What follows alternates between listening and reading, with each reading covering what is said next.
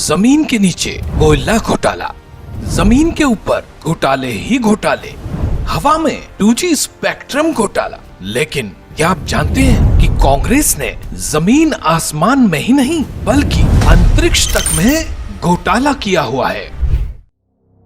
देशाला स्वातंत्र्य मिळाल्यापासून काँग्रेस आणि भ्रष्टाचार सोबत चालत राहिले। गरिबी हटाव हा नारा फक्त घोषणेपुरताच होता।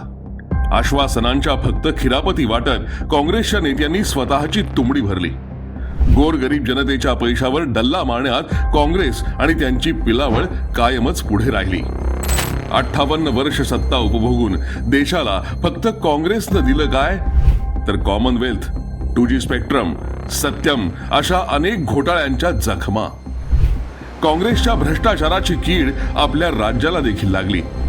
ज्या राज्याला सांस्कृतिक, ऐतिहासिक आणि विचारांचा वारसा लाभलाय त्याच राज्यात सुनील केदार सारख्या काँग्रेसी नेत्यानं गोरगरीब जनतेचा पैसा लुबाडला।